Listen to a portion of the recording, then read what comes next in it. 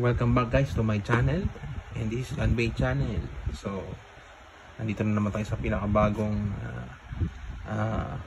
review ng ating mga model kits na Gundam. So ang unang i-review ko sa aking mga na-unbox is ito, si Wing Warrior. Ayan, as you can see, this is yung box nya. Actually buo na to, nabuo ko na siya guys. So itong kit na to, hindi ko alam kung anong brand. So paki-comment po sa baba kung ano ang brand na ito. So hindi ko tinapin yung mga runners. Ang accessories niya, ayun, beam saber, dalawang pirasong beam saber, tapos ito ay manual, saka yung sticker which is halos ginamit ko lahat. Ayan, yun lang yung laman ng box niya.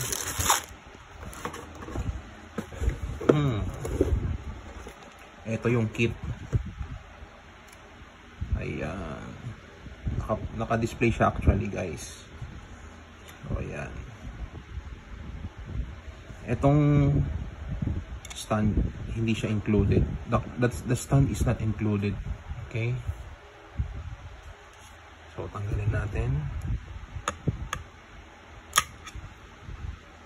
Ito yung kit. So sa pag-assemble nito, natutuwa ako kasi wala siyang sakit sa kamay. Hindi siya masakit sa kamay guys. Wala ring fitting issue for me sa na-encounter ko. No fitting issue at all. Ang problema lang is yung mga konting details is hindi gaanong kita. It's not visible at all, the details. Pero overall, I can say okay naman. Parang nga siyang ano it's like Bandai fitting.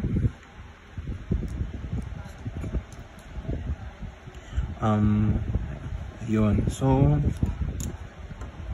tanggalin natin yung kanyang ibang accessories. Ayan, ito yung kanyang Buster Rifle.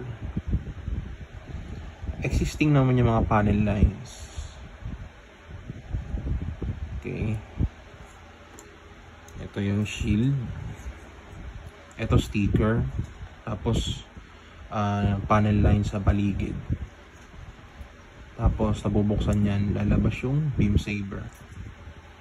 Ito yung likod.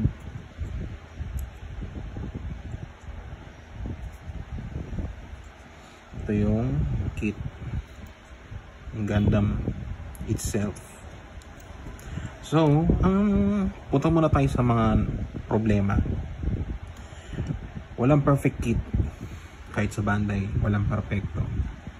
Dito, ang nakikita kong problema,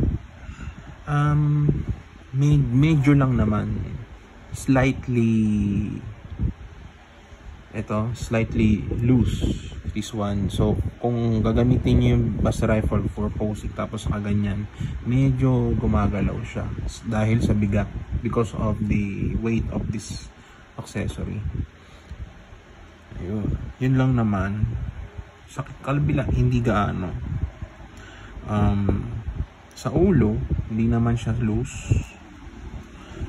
Isa pang nakikita kong problema, ito ding waist, medyo loose din siya. Ito yung ab crunch nya.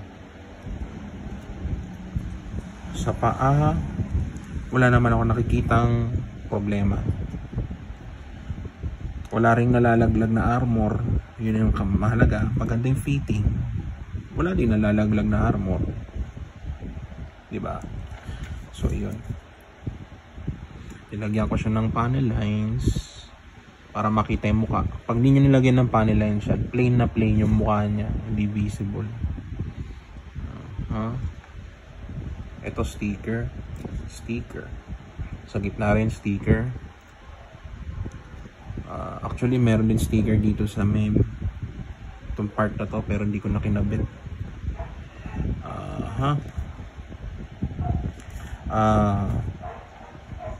Meron din siyang naging problem dito, itong part na to, kasi nung kinabit ko siya, medyo naglulus siya. I mean, bumubuka. It's keep opening this seam line. So what I did is I put some Tamiya cement. So now it's okay now for now. Ayan. So yun lang naman na encounter kong problem. Pero masasabi ko talaga, kung i-rate ko is 8 out of 10.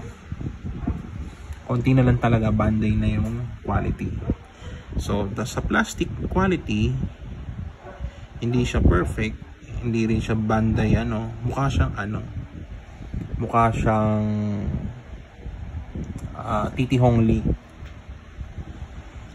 Pero yung TT Hongli na magandang klase. Ayun. Nilagay ko yung sticker sa mata din pala. Ayun. So, okay, tapos tayo sa problems. Punta naman tayo sa articulation. Ito, yung ulo, nagwi-wiggle siya, chicken move. Ay, iikot 360. Ito yung shoulder, namumove din siya forward and back. Ito,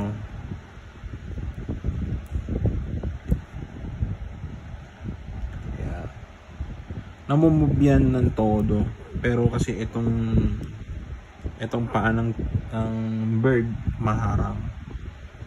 Tapos ab crunch, tapos side skirt. Ito pinutol ko sa gitna, kaya nagmo-move siya ng independent. Ito din pala sticker. So ito,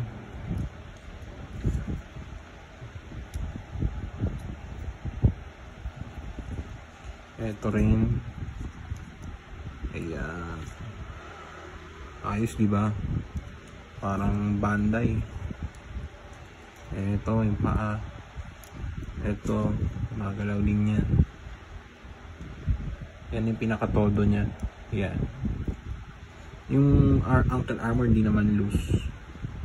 So overall, magandang kit na to. Nagustuhan ko talaga. Wait, sa ano pa pala, sa pakpak.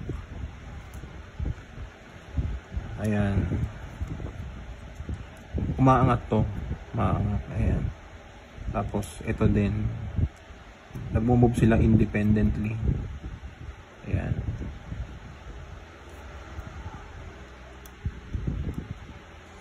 So ayun, para sa akin articulation, bibigyan ko to ng 8 out of 10 din.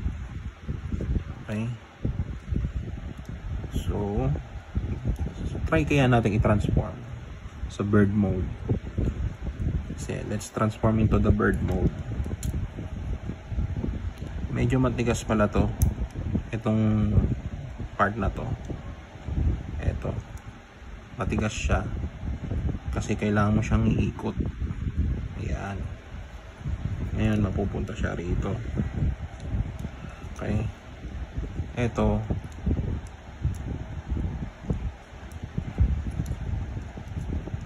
ayan.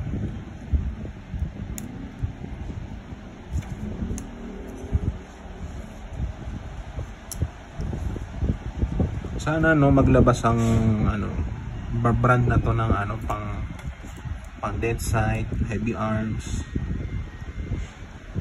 Sandrock. Sana kumpletuhin nila in the future.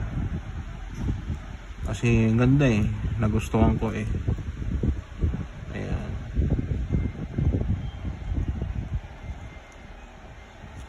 Maganda yung gawa nila, guys. Ayan. Ito, iikot mo yan.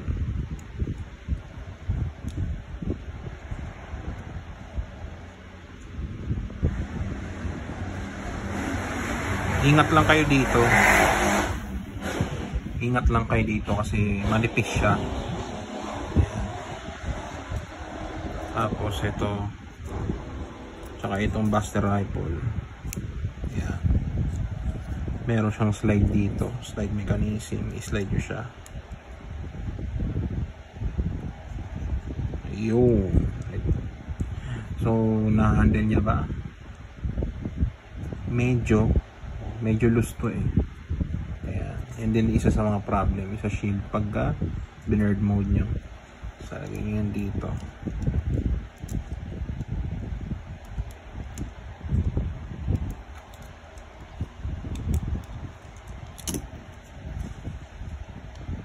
Diba? Loose yung waist.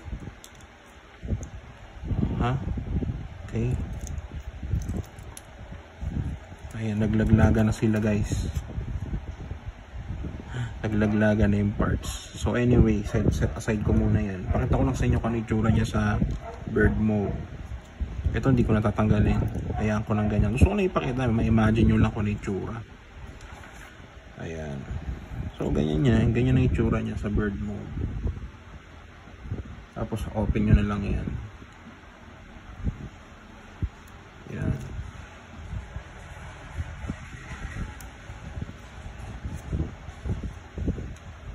Yan. O yan. Ayos.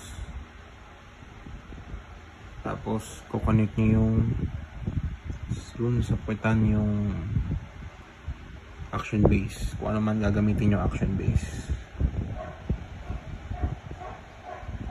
So yun guys. So kung ako tatanungin nyo, RGO ito, kung gusto nyo ng anime accurate, doon kayo sa high grade. Kung gusto nyo naman ng parang mechanical medyo maporma, doon kayo sa RG. Yan.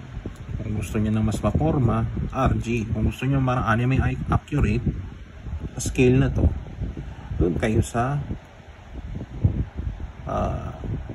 HG. Sa anime laging pinapasabog tong na to eh, Gundam na to eh. Right.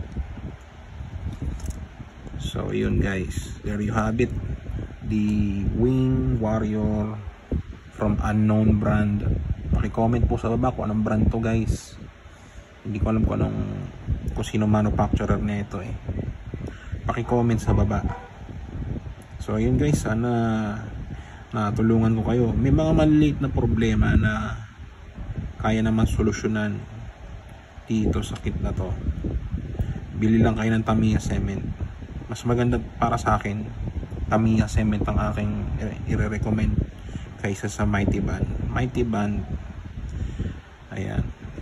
Ito, isama nyo na rin to kung ididikitan nyo. Ayan. So there you have it guys, the HG AC Wing Gundam or Wing Warrior from unknown bootleg brand. So don't forget to like and subscribe to my channel. Sa mga bagong subscriber natin, maraming salamat po sa suporta. Ayan. Thank you guys, and see you on my next vlog.